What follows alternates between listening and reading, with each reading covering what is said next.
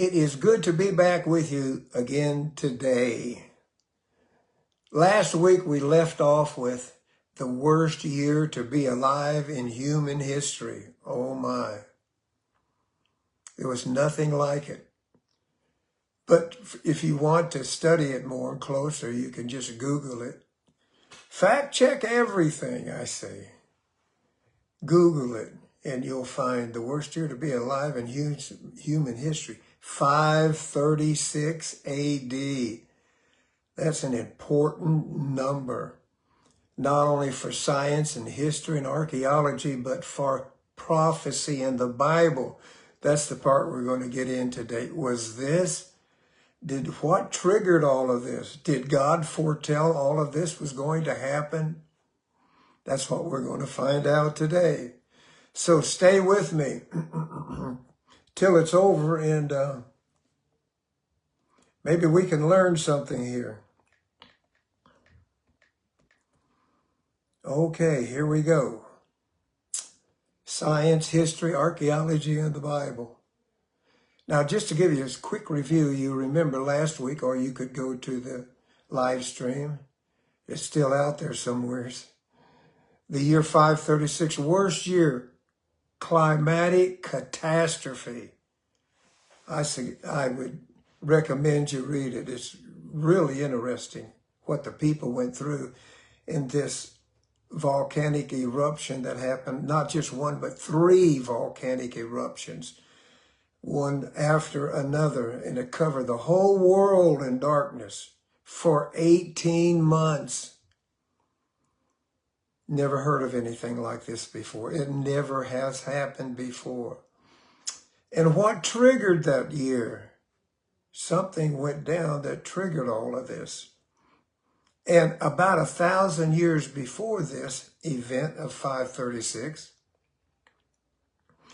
Daniel foretold all of this. And Revelations about 500 years before this event. So let's get into it, see what we can learn. And if I make a little glitch here and there, just look over it. We're live. Nothing is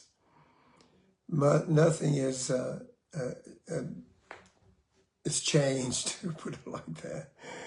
In 533, Justinian, he's our main character today, or one of them.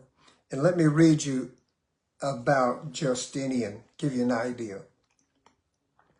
In AD 537, Justinian ascended the throne of the Eastern Empire. He is the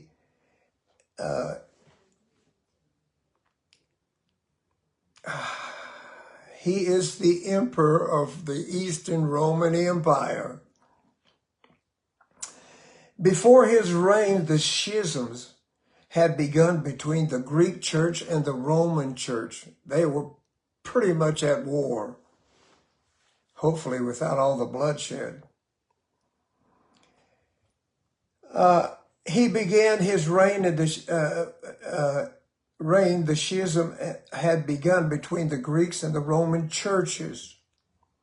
He healed that schism by force in favor of Rome. What did he do? He gave a decree that the Bishop of Rome should be the head of the church, the Roman church in the Western Empire. The empire was divided up into 2, the East and the West. One was Greek, one was Roman. And the schism of the church was continual. And it continues today also. The Greek Orthodox Church and the Roman Catholic Church, still remnants of the same. This is unbelievable. And we're talking about 1,500 years ago. So, he healed the schism in favor of Rome. If the reader would open Gibbon, volume 4, page 536, and that is, Gibbon was a historian, and one of his famous works was The Decline and Fall of the Roman Empire. He was an old atheist. So he didn't favor the Bible or God. He just told it like it was. He will find an account of a terrible persecution inaugurated by this monarch who, Justinian, the emperor of the Eastern Roman Empire. In order to make all conform to the papal rule, he wants to bring every then known Christian under papal rule. And the real church, remember this, I've said this before, that there were two churches. The visible church, that was the false church, and the invisible church, that was the true believers. For the most part, the true believers were in hiding all of this time for over 1,000 years. They hid in the mountains, they hid in the caves, they hid wherever they could go to preserve their life because they were a target for the enemy continually for over 1,000 years. To what extent did that look like? They say historians say between 50 and 100 million people of God lost their lives for their faith during that period. That will give you an idea how serious this is. Okay, let's see what Justinian's up to here, or what kind of character is this guy. Let's see. Inaugurated by this monarch in order to make all conform to papal rule, his reign, says Gibbon, was a uniform yet various scene of persecution. Listen to this. Churches with their congregations were surrounded by Catholic soldiers, and the houses were burned with the congregation in them.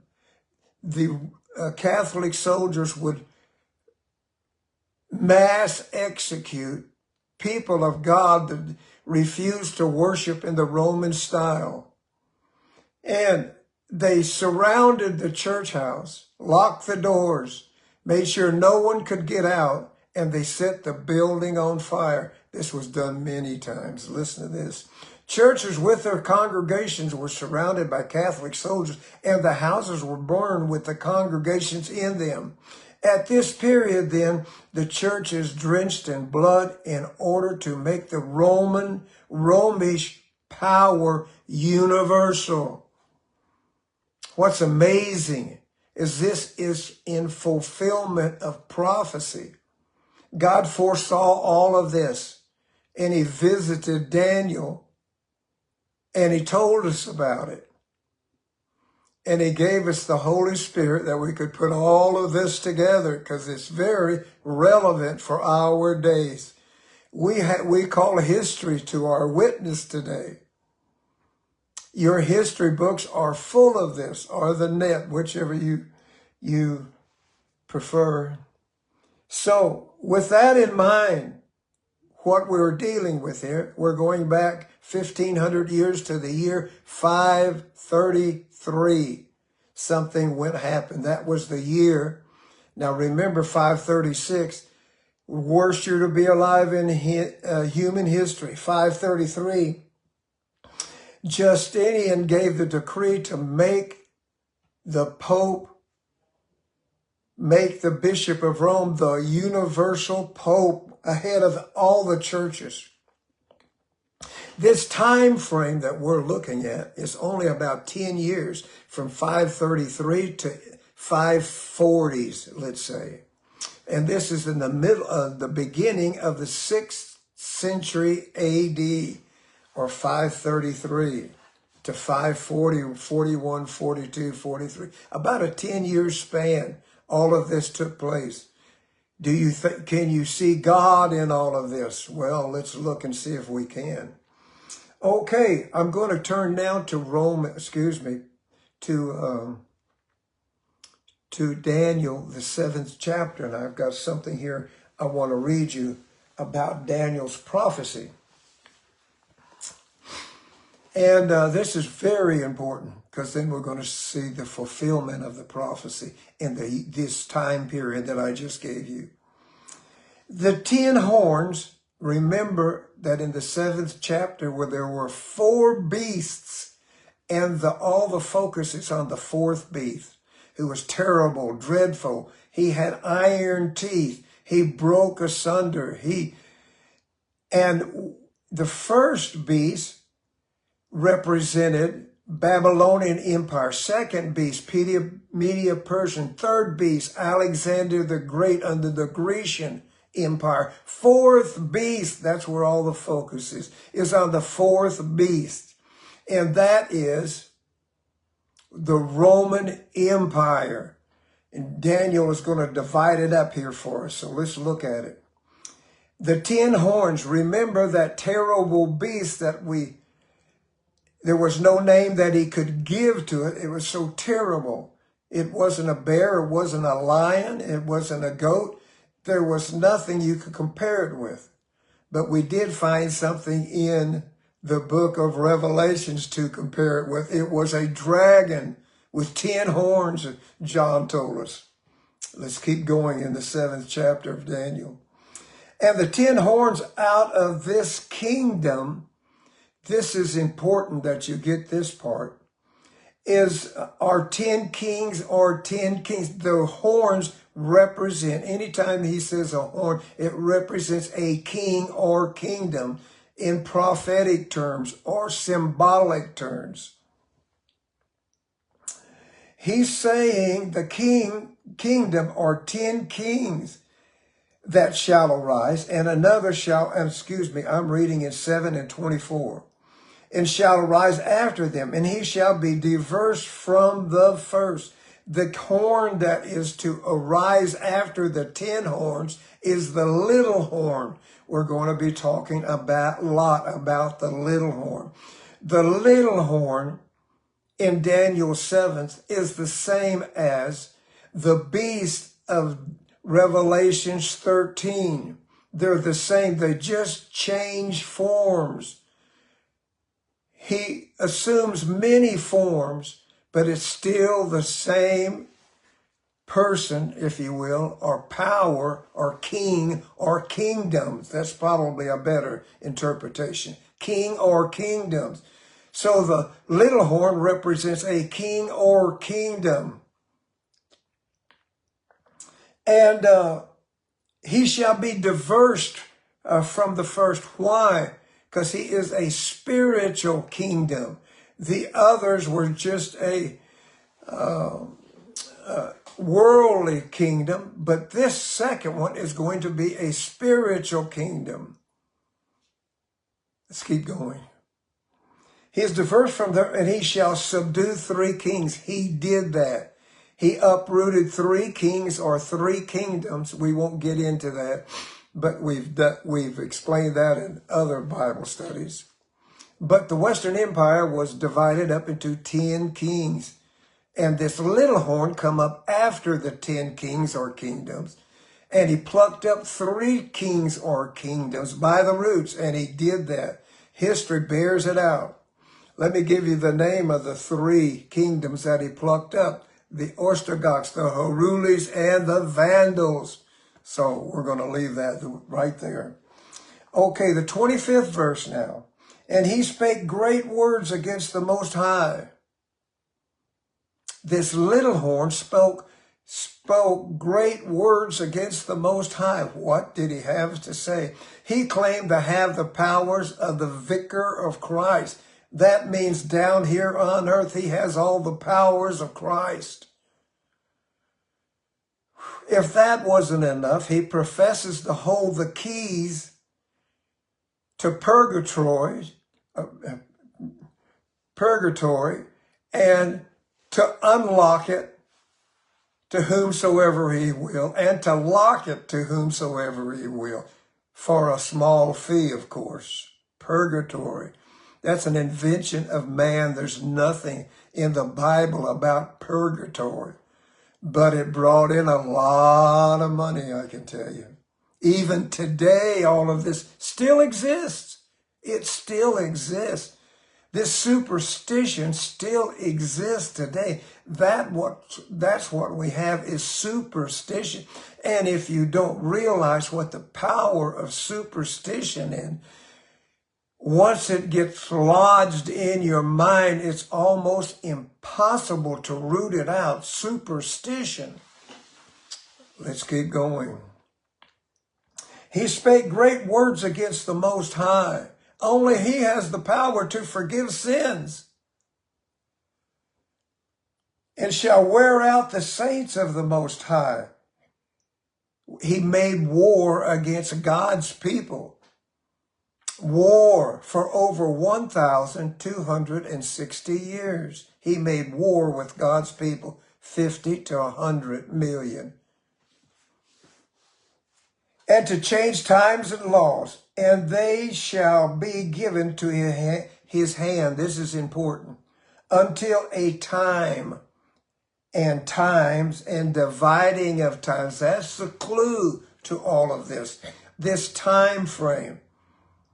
It is to last for a time or 1 year. According to the Babylonian calendar, that was 360 days. A times is 2 years or 720 days. And a half a time is a half a year or 180 days. And this all equates to 1,260 years. Same as 42 months equates to 1,260 years. In other places it's used there, but it's the same period of time. This little horn is to reign for 1,260 years, this king or kingdom. He says, and they shall be given into his hands. That means he's in charge, he's in power for over 1,000 years. Is there anything that matches this in human history? If you know anything about church history and human history, that dark ages, during the dark ages, just read the history of the dark ages. Okay, let's keep going for 1,260 years. And, okay, worst year to be alive, 536. The climatic catastrophe, you can read all about it. Just Google it. In 533, Justinian decreed the Pope of Rome, the head of the church, just 3 years before, 2 or 3 years before, that the decree to make that the worst year, 536, and 533, just 2 or 3 years apart. Here's what happened. That Justinian decreed the Bishop of Rome, the head of the church. That's when all the prophecy began. The 1,260 years began at 538 BC. In 533, he made the decree, and the first pope, Pope Vigilius was the first pope installed in the Western Roman Empire. He had the power over the Eastern Roman Empire church. One was Roman Catholic, one was Orthodox. Even so it is today, the same one. In 538, Pope Vigilius began to reign. That was the beginning of the 1,260 years. We're going to see where it ends, and you can do the math on it. If we're right on track, 538 plus 1,260 years should give us a epic in human history, and it does. And that 538 AD was the beginning of the Dark Ages in Europe. That's noteworthy.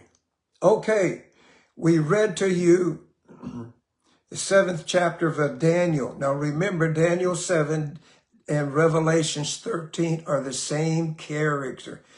Revelations just gives us more detail into the book of Daniel. That's why it's so important. And 2 Thessalonians 2nd chapter, Paul the apostle wrote this about the man of sin, the son of perdition. He's talking about the little horn also, or the beast of Revelations 13, same one. And Paul dubbed him the man of sin, 2 Thessalonians 2nd chapter. So we're looking at, when did this 1,260 years end? What happened at that time? So the little horn began to reign, as I said, at 538. Pope Vigilius,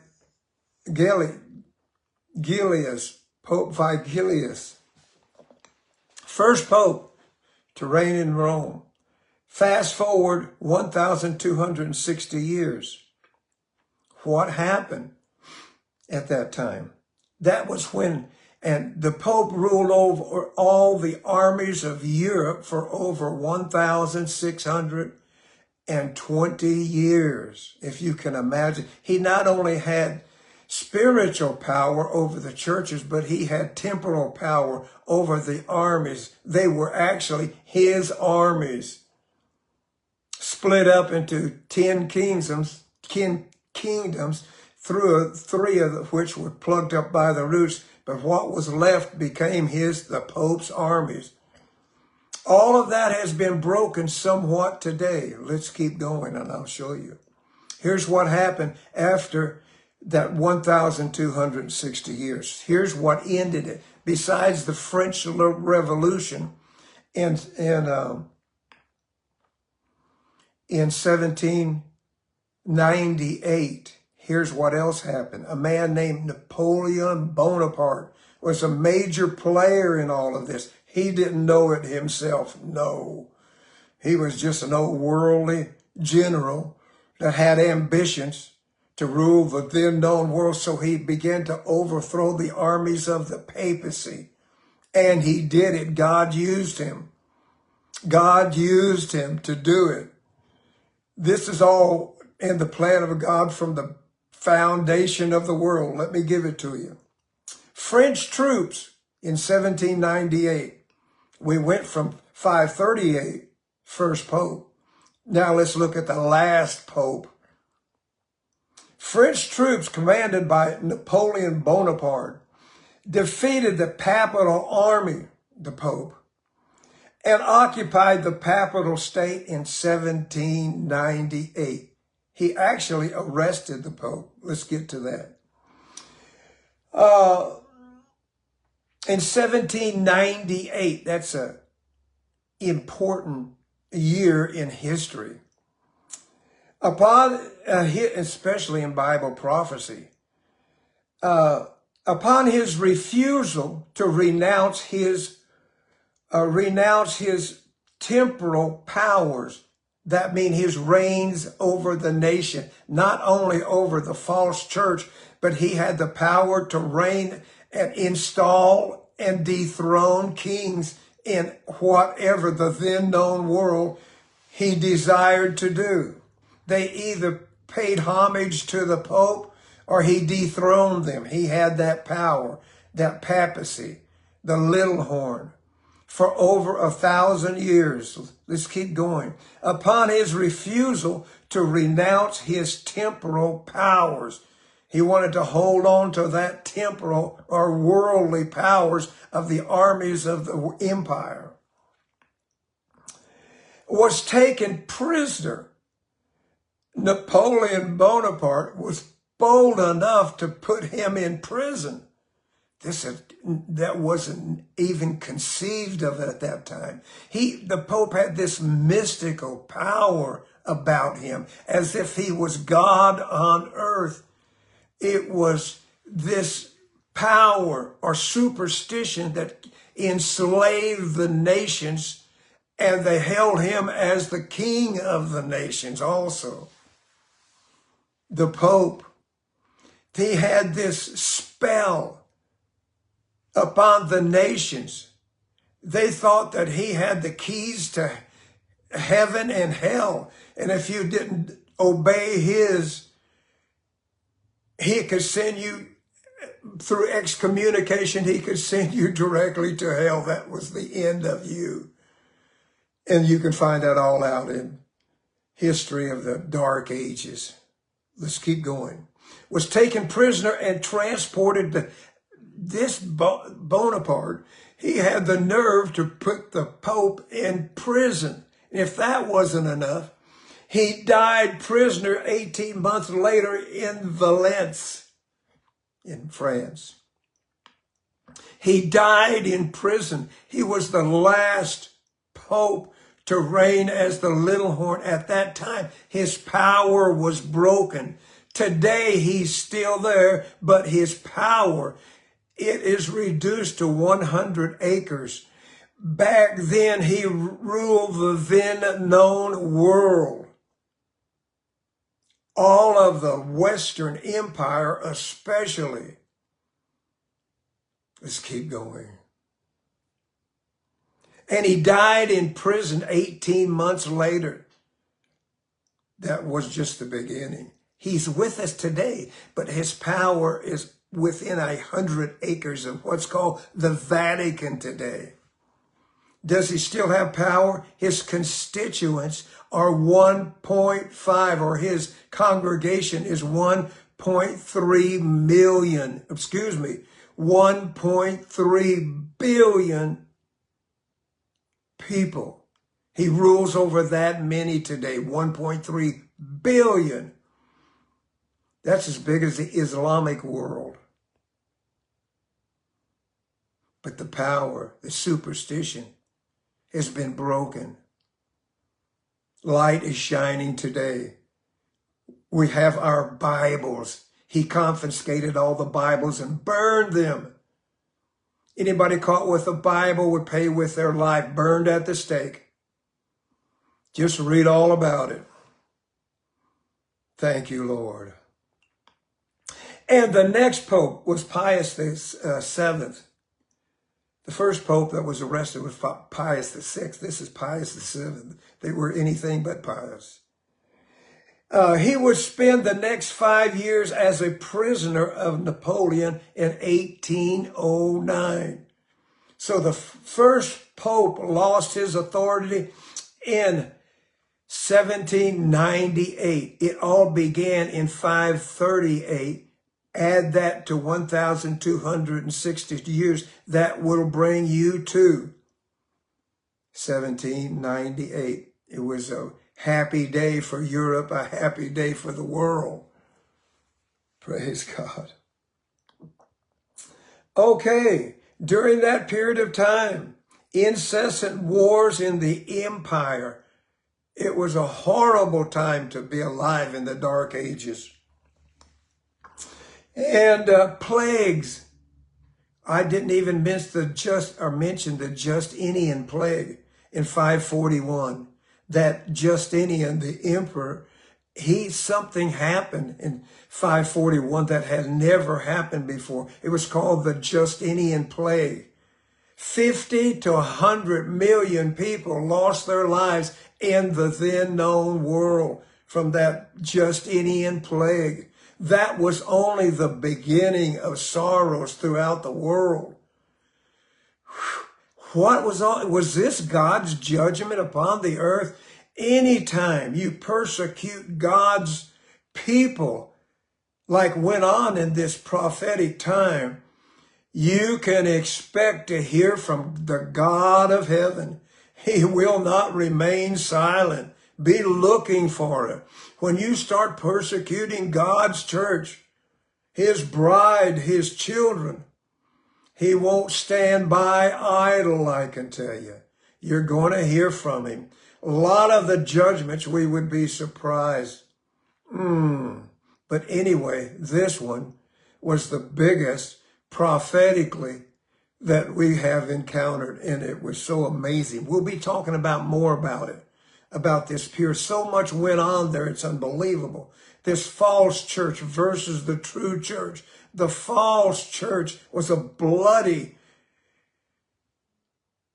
The true church was hiding all the time. They had to run for their lives throughout that prophetic period of time. So for today, we're going to end it at that. I hope I've been helpful. I hope I've supplied you with some information. I don't know, next week we might look at Book of Revelation some.